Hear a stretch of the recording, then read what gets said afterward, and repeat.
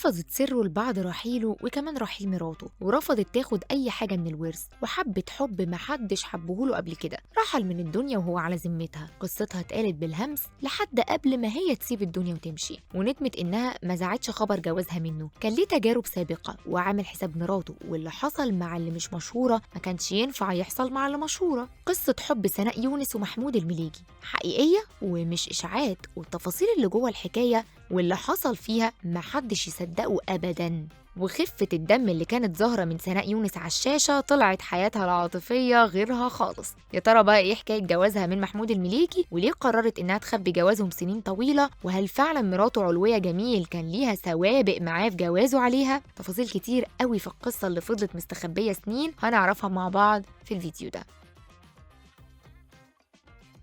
محمود المليجي وسناء يونس وقعوا في حب بعض وهما بيشتغلوا سوا في مسلسل. كانت هي صغيره وفرق السن بينها وبينه مش صغير، بس الحب بقى لا يعرف سن ولا ديانه ولا حاجه ابدا. وعشان هو ما كانش صغير كان قرروا انهم يتجوزوا، بس هو وقتها كان على ذمته الفنانه الكبيره علويه جميل، الست صاحبه المال والرزانه واللي الكل بيعمل لها الف حساب. فكان محمود المليجي يتجوز سناء يونس، بس ليه شرط واحد مش هيقدر ابدا يتنازل عنه، هو ان الجواز يبقى في السر ومحدش يعرف اي حاجه عنه. ورغم شهرة الاتنين وعظمة محمود المليجي وقتها، بس سناء يونس الحب كان أقوى منها، وفعلا وافقت إنه يبقى جوزها، وفعلا بقى جوزها النجم الكبير محمود المليجي في السر. وكان طلب المليجي ده مش بس احتراما لمراته الأولى علوية جميل، لا ده كمان علشان كان ليه سابقة معاها في جوازه من ست تانية مش مشهورة. وجرب بقى لما عرفت عملت ايه ورد فعلها كان قوي ازاي. بس مش معاه، دي اتصلت بالست وقالت لها انت طالق، وهو معرفش يكسر لها كلمة. فكان عايز بقى يتجنب ان ده يحصل تاني مع سناء يونس، فكان عايز بقى يخليه سر كده على قد ما يقدر. وهي ضحت كتير وقتها، مش بس عشان بقت في السر، لا دي كمان ما كانتش بتظهر في لقاءات ولا بتتواجد في اماكن فنيه كتير. وهو عشان حظه حلو اختار الشريكه الصح اللي تحافظ عليه، مش بس بقى وهو عايش، لا ده كمان